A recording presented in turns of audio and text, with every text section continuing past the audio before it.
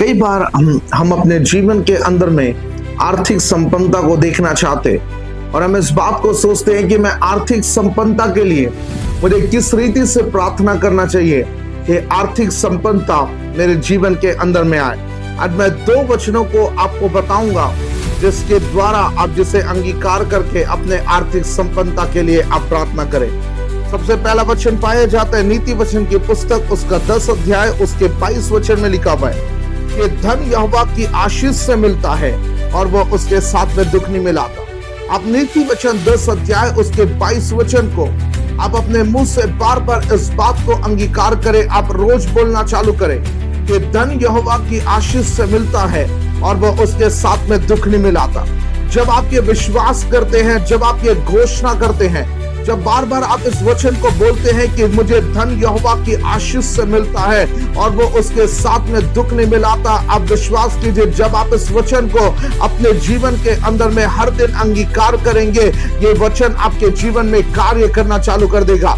दूसरा वचन पाया जाता है दूसरा कुरिन्थियों उसका 8 अध्याय और उसके 9 वचन में लिखा हुआ है कि तुम हमारे प्रभु यीशु मसीह का अनुग्रह जानते हो कि वो धनी होकर के भी तुम्हारे लिए कंगाल बन गया ताकि उसके कंगाल हो जाने से तुम धनी हो जाओ। फिर तो यहाँ पे परमेश्वर का वचन कहता है कि तुम प्रभु यीशु मसीह के उसके अनुग्रह को जानते हो कि वो धनी होकर के भी तुम्हारे लिए कंगाल बन गया कि उसके कंगाल हो जाने से तुम धनी बन जाओ। मेरे प्रिय, परमेश्वर की इच्छा है कि आप उसके अनुग्रह के द्वारा धनवान बन जाए। वो नहीं चाहता कि हम गरीबी के अंदर पे रहे।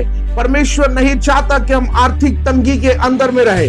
और यहाँ पे परमेश्वर का वचन कहता है कि वो हमारे लिए गरीब बन गया ताकि हम धनाढ्य बन जाए। मेरे पे परमेश्वर की इच्छा है आप संपन्न हो जाए। परमेश्वर की इच्छा है आप धन की आशीषों को अपने जीवन के अंदर में देखने लगे। और यदि आप अपने जीवन में संपन्नता को पाना चाहते हैं, आप ये 2 वचन को अपने मुंह से हर दिन अंगीकार करें। आप रोज इस वचन को अपने जीवन के अंदर में घोषणा करना चालू करें। आप इस 2 वचन को अपने मुंह से बार बार डिक्लेयर करें। और जब आप इस वचन को डिक्लेयर करेंगे, आप निश्चय ही प्रभु यीशु मसीह के नाम से आर्थिक संपन्नताओं को अपने जीवन के अंदर में देखेंगे।